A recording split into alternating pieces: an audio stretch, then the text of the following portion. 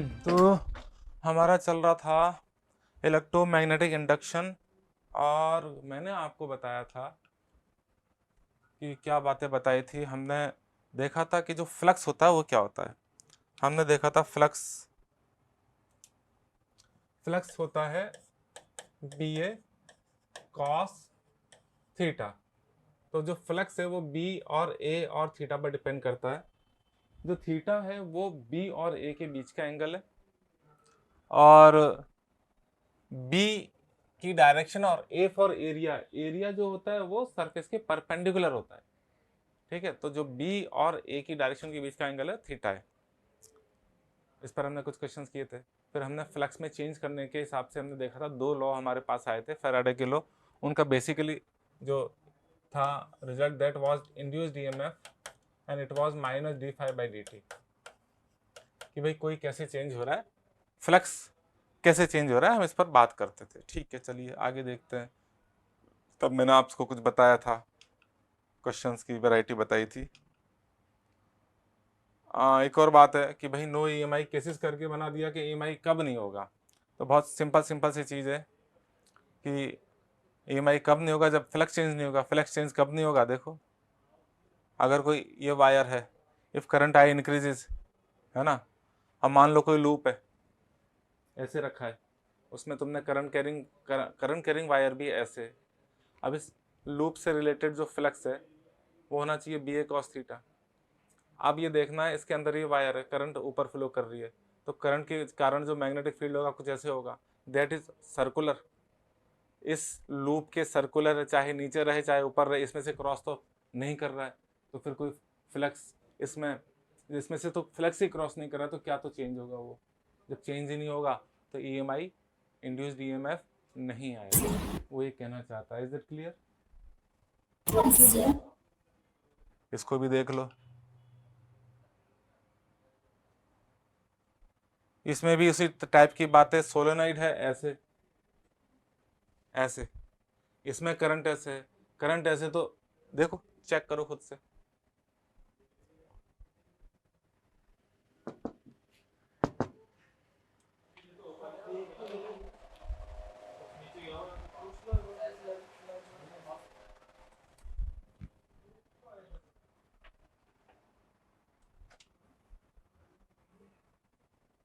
बड़ा कर दो।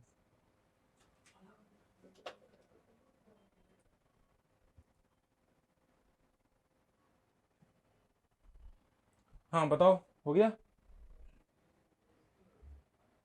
समझ में आ गया? ओके। ऐसे सोलेनोइड ऐसे है ना, और करंट कैरिंग वायर से, जैसे अभी अभी बताया था लूप, वही वही हाल सोलेनोइड का है। ठीक है, फ्लक्स ही क्रॉस नहीं कर रहा है, क्रॉस तो करे। ये सब क्वेश्चंस मैं आपको बता चुका हूँ, इस तरह की बातें आप इसमें देख लें, जरा खुद से चेक कर लें। ये सब मैं आपको पढ़ा चुका हूँ, एक बार देख लो।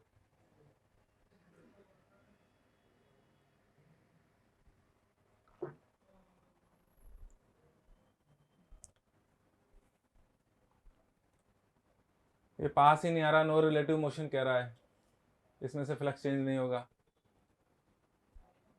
ये लूप, इसमें जो करंट फ्लो कर रही है, करंट फ्लो कर रही है, तो मैग्नेटिक फील्ड इसमें से मैग्नेटिक फील्ड इधर जाएगा।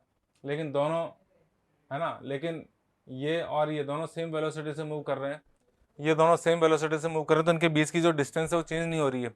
और डिस्टेंस अगर चेंज नहीं हो रही है तो फ्लक्स में चेंज होगा नहीं, इसलिए ऐसी बात है। देख लो, ये मैग्नेट को अपने ही जगह पर रोटेट कर रहे हो, उससे क्या फर्क पड़ जाएगा? जितनी लाइन निकल रही निकलती रहेंगी, तो रोटेट हो रही है नहीं, तो भी कोई चेंज नहीं होगा। बोलो, बात क्लियर है कि नहीं है? चलो आगे चलते हैं। एनी रेक्टेंगुलर कॉइल और लूप ट्रांसलेट, ठीक है, लूप को मैग्नेटिक फील्ड में ले जाओगे तो कोई चेंज नहीं हो रहा है भाई। यहाँ पूरे बोर्ड पर है ना, पूरे बोर्ड पर मैग्नेटिक फील्ड सेम है, क्रॉस है। अब मैं इस लूप को इधर लेके जाऊं, तो जितना, अब ये यहाँ पहुंच गया, इसमें से पहले भी एक लाइन निकल रही थी, अभी भी एक लाइन निकल रही है, यहाँ पहुंच जाएगा, तब भी इसमें से मैग्नेटिक फील्ड मान लो एक निकल रहा था, तो एक, क्योंकि सब जगह यूनिफॉर्म है, कांस्टेंट स्पीड से जा रहा है, सेम ही रहना है, चेंज ही नहीं हो रहा है। कुल मिला के चेंज नहीं करना है मैग्नेटिक फील्ड को। या फ्लक्स को चेंज नहीं करना। जब चेंज नहीं होगा तो इस लूप में करंट फ्लो ही नहीं करेगा, ईएमएफ नहीं आएगा, सेल नहीं आएगा, नहीं बनेगा। देख लो, इस लूप को तुम ऐसे घुमाते रहो, क्या फर्क पड़ जाएगा? कोई फर्क नहीं पड़ेगा, उसमें से जो मैग्नेटिक फील्ड जो है वो चेंज नहीं हो रहा है।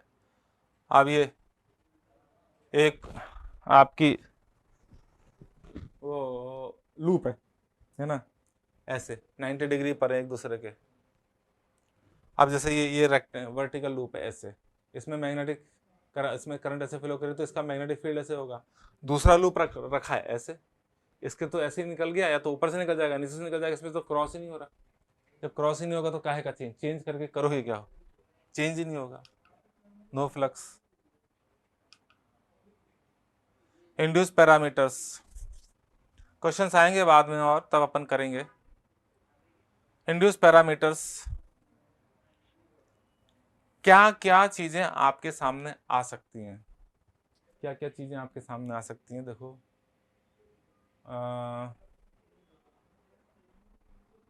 अगर कोई लूप है, मान लीजिए लूप है, इसमें से रिलेटेड मैग्नेटिक फील्ड फ्लक्स लगातार चेंज हो रहा है।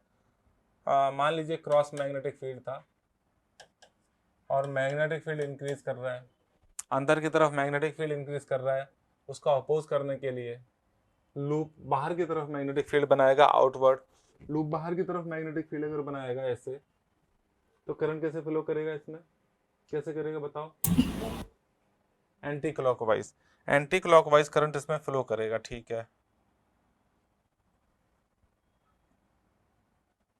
तो फिर ऐसा सेल बनना चाहिए जो जिसके कारण ऐसे फ्लो करे। आई इंड्यूस फ्लो करेगा, ईएमएफ होगा, इंड्यूस्ड ईएमएफ आ गया है, सेल बन गया है। तो देखो कितना इंड्यूस्ड ईएमएफ आया, आपको मालूम है कितना आया, इतना आया, E equals to minus D five by D T आया। तो करंट कितना आया जी? करंट आया आपका I equals to EMF upon resistance. ये तो होता है net EMF upon net resistance. Net EMF जो है वो ये है, तो आप इसको लिख सकते हो -1/r d five by D T, ठीक है। और क्या? देखो भाई, आपको मालूम है आई इक्वल टू होता है D Q by D T. क्या होता है?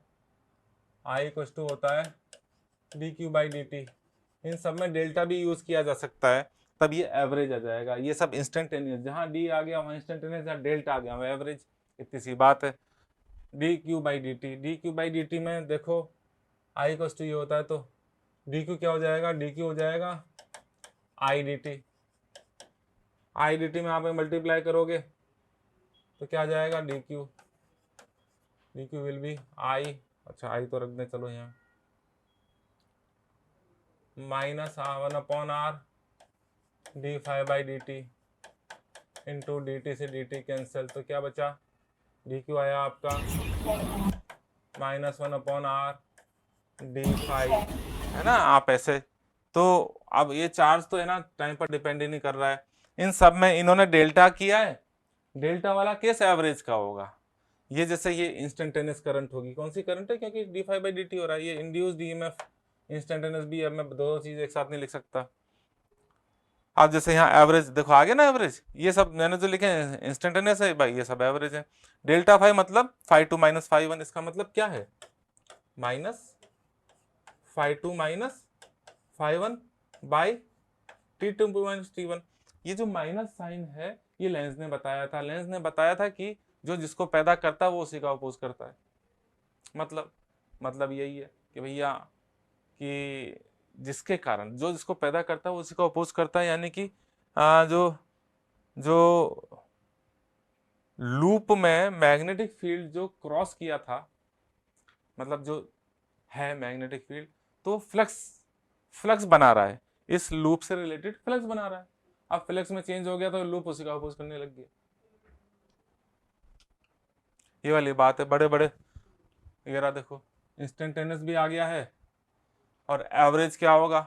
एवरेज हो जाएगा E average will be minus delta five by delta T. Instantaneous current induced वाली ये रहेगी भाई, भी बताई थी मैंने आपको। डीपी नहीं डी क्यू होगा, ये डी क्यू अभी अभी बताया था हीट अगर पूछी जाए तो हीट का फॉर्मूला होता है H इक्वल्स टू, वैसे तो होता है H equals to I square R T. ये कब यूज करते हो? व्हेन जो करंट है वो कांस्टेंट है, when I equals to constant. लेकिन अगर करंट वेरी करेगी तो आप इंटीग्रेशन यूज करोगे, H इक्वल्स टू क्या, आई स्क्वायर आर, तब टी की जगह डी टी हो जाएगा। टाइम कहाँ से कहाँ तक वेरी कर रहा है? 0 से t तक। जो करंट है ये कब यूज करोगे? When current is the function of time, तब यूज करेंगे। ठीक है, बात समझ में आई? Induce electric field and its properties. Properties का मतलब क्या है? अच्छा, induce electric field, induce electric field आ गया, इसमें पहले आ गया, चलो कोई बात नहीं, पहले पढ़ लेंगे। हमारी बहुत सारी चीज़ें लेट आएंगी। जैसे मैं आपको बताऊं कि एक इसमें तो है नहीं, मैं अपनी तरफ से बता देता हूँ इससे रिलेटेड कोई एग्जांपल। जैसे क्वेश्चन लो कि भाई एक लूप है, लूप में मैग्नेटिक फील्ड है, मैग्नेटिक फील्ड है आपका चेंज हो रहा है, चेंज हो रहा है, तो आपको rate of change of magnetic field DV by D T दे रखा है, डीवी बाई डी टी दे रखा है आपको 2 टेस्ला पर सेकेंड। ठीक है, तो ये तो और इंक्रीज कर रहा है, इंक्रीज कर रहा है। और मैंने बी हाँ क्यों लिख दिया, क्रॉस ही दिखा देते हैं, चलो क्रॉस है लूप से रिलेटेड। और क्या बात है, इसका एरिया पता चल जाए, एरिया लिख लो। लूप का एरिया है आपका 2 मीटर स्क्वायर, लूप का एरिया 2 मीटर स्क्वायर लिख लेते हैं। ठीक है,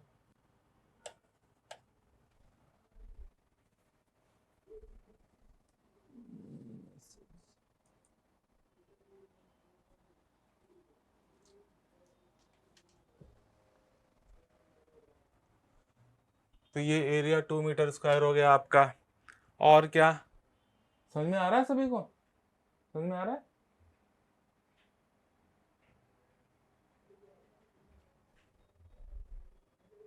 हाँ सर, थोड़ा थोड़ा आ रहा है। थोड़ा थोड़ा आ रहा है, थोड़ा थोड़ा क्या पूरा पूरा आना चाहिए। सैटरडे को पढ़े थे ना?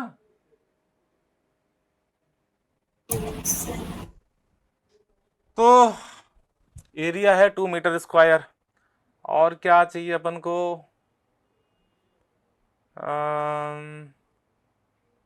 ठीक है, रेजिस्टेंस, इसका लूप का रेजिस्टेंस, रेजिस्टेंस ऑफ लूप 2 ओम ले लो।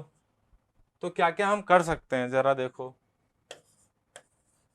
हमने क्या किया, हमने लूप बना लिया, अंदर मैग्नेटिक फील्ड क्रॉस है, वो इंक्रीज कर रहा है, अंदर की तरफ मैग्नेटिक फील्ड इंक्रीज कर रहा है, यानी मैग्नेटिक फ्लक्स इंक्रीज कर रहा है। तो ये लूप क्या करेगा, उसको अपोज करने के लिए बाहर थम, थम का मतलब बाहर की डायरेक्शन में मैग्नेटिक फील्ड बनाएगा। बाहर की डायरेक्शन में मैग्नेटिक फील्ड बनाएगा तो फिर करंट कैसे फ्लो करनी पड़ेगी इसको, anti clockwise, anti clockwise current से फ्लो करेगा, आई इंड्यूस्ड। ऐसा करने के लिए इसको सेल बनाना पड़ेगा, तभी तो है। सेल बना दिया जी, जब सेल बना दिया तो उसके पास क्या आ गया, सेल है तो सेल के पास ईएमएफ होगा, वो इंड्यूस्ड है। अच्छा, वो आपको मालूम करना पड़ेगा। हाल फिलहाल हम क्या मालूम करें, हम मालूम करें इंड्यूस्ड ईएमएफ होता है minus D five by D T. Minus हमारे लिए कोई इशू नहीं है, माइनस तो क्या शो करता है, ओपोजिशन। ठीक है, डायरेक्शन बताता है, सेल इधर बनेगा कि उधर बनेगा, किधर करंट फ्लो करेगा। तो हमें इसका कोई मतलब फर्क नहीं पड़ रहा है। हम क्या कर सकते हैं, हम एक काम कर सकते हैं, हम मॉड कर देते हैं। डायरेक्शन वाला जो सीन है वो हमने यहाँ पर बता दिया कि भाई सेल बन रहा है और वो अपोज कर रहा है, इसलिए ऐसी इधर या क्लॉकवाइज या एंटी क्लॉकवाइज जो भी सूट करता है वो उस डायरेक्शन में करंट फ्लो कर रहा है। अब ये होता है आपका E equal to D five by D T, E induce हो जाएगा D by D T of phi, phi होगा आपका बी ए, थीटा तो चेंज हो नहीं रहा, और थीटा या तो जीरो है। देखो इस लूप का एरिया तुम बाहर की तरफ मान लो और एरिया अंदर की तरफ, तो थीटा 180 हो गया। और अगर दोनों तरफ बाहर है तो फिर वो जीरो हो गया, तो कोई फर्क पड़ नहीं रहा उसकी वैल्यू से, जीरो कॉस जीरो 1 होता है, कॉस 180 -1 होता है, कोई फर्क नहीं पड़ रहा, बी है। अब आप खुद बताओ कौन चेंज कर रहा है, क्या एरिया चेंज कर रहा है? एरिया चेंज नहीं करा, तो एरिया कांस्टेंट हो गया, एरिया बाहर आ जाएगा, अंदर क्या बचा? dv बाई dt, है ना? मैं मोटे तौर पर आपको बता रहा हूँ, इस टाइप के क्वेश्चन आपको देखने को मिलेंगे। एरिया और db बाई dt आपको दे रखा है, आप वो रख दें। एरिया ने अगर कई बार रेडियस दे रही होती तो रेडियस पाई आर स्क्वायर हो जाता, कोई बात नहीं। एरिया है आपका 2, dv बाई dt भी है 2, हो गया 4 वोल्ट, है ना? पीछे नहीं छोड़ेगा करंट, करंट पीछा नहीं छोड़ेगा, अभी चलता रहेगा एसी तक, एसी में जाके खत्म होएगा मामला। ये हो गया 4। अब आप ही बताओ, ईएमएफ आ गया, तो करंट कितनी फ्लो हुई? करंट होती है ईएमएफ अपॉन, हम ये तो जानते हैं, बेसिक चीज है, इंड्यूस्ड ईएमएफ अपॉन रेजिस्टेंस। कितना इंड्यूस्ड ईएमएफ है जी? 4 आया है। रेजिस्टेंस कितना है? 2 है, तो कितनी करंट फ्लो हो रही है? 2 एम्पीयर। ये क्लियर? यस और इस तरह की बात है।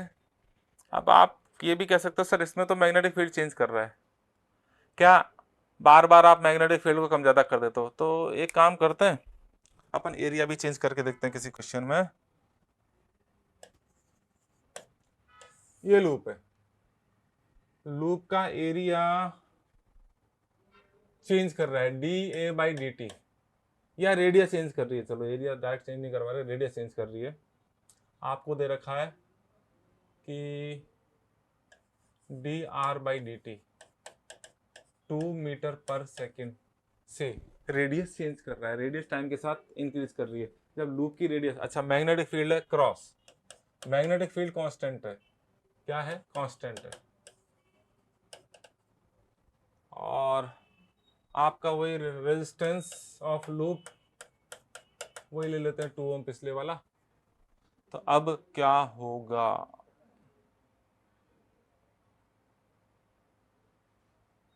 मैग्नेटिक कांस्टेंट तो लिख दिया, कितना? मैग्नेटिक फील्ड लिख देते हैं, ये भी 2 लिख देते हैं, 2 टेस्ला। अब क्या होगा भाई इसके साथ में? अब देख लेते हैं सॉल्यूशन इसका। लूप बना लिया, इस बार मैग्नेटिक फील्ड कांस्टेंट है, लेकिन एरिया लगातार चेंज हो रहा है। अच्छा मैग्नेटिक फील्ड अंदर की तरफ है, गौर से देखें। अब अंदर की तरफ मान लीजिए 4 लाइन जा रही थी, सब जगह यहाँ पर मैग्नेटिक फील्ड है, मान लो 4 लाइन अंदर जा रही है, लेकिन अब ये एरिया लगातार बढ़ता जा रहा है। तो इसमें से जो अंदर जो है, जो पहले लाइन अंदर नहीं जा रही थी, अब ये बढ़ करके इतना हो गया मान लो। तो पहले ये लाइन नहीं जा रही थी, पहले इसमें से अंदर इतना ही फ्लक्स क्रॉस कर रहा था, अब एरिया बढ़ गया तो ये फ्लक्स और इंक्रीज हो गया। तो किधर की तरफ इंक्रीज हो रहा है फ्लक्स, बताओ? किधर हो रहा है, अंदर की बाहर? अंदर, तो उसका अपोज कैसे करें? अंदर की तरफ का अपोज कैसे करोगे? अंदर का अपोज बाहर की तरफ मैग्नेटिक फील्ड बनाएगा, बाहर की तरफ मैग्नेटिक फील्ड बनाएगा तो क्या करेगा? करंट कैसे फ्लो करेगा? ऐसे फ्लो करेगा, आई इंड्यूस, ऐसे सेल बना देगा, ई इंड्यूस। इसका अपना रेजिस्टेंस भी है, यहीं शो कर दिया मैंने।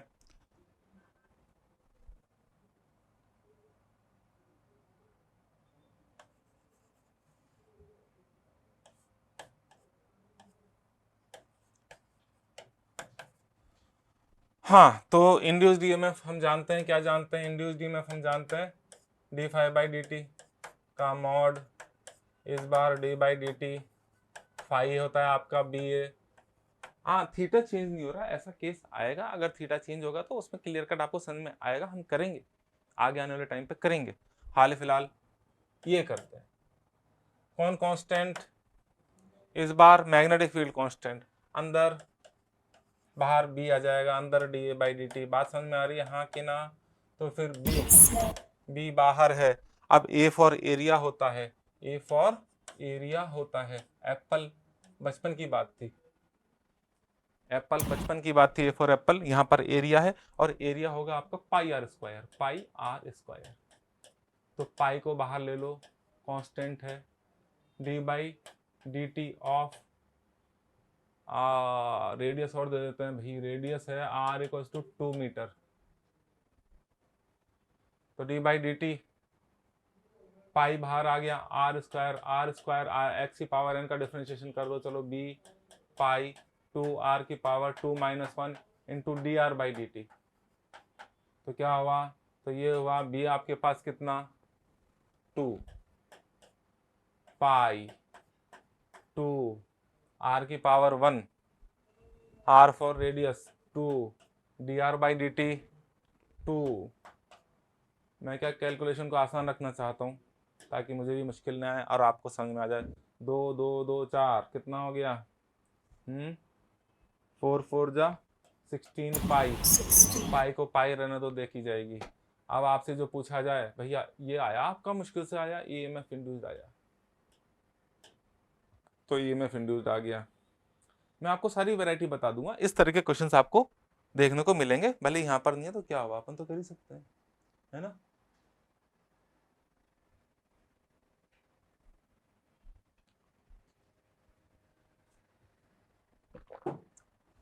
अब सब चीजें कैलकुलेट की जा सकती हैं।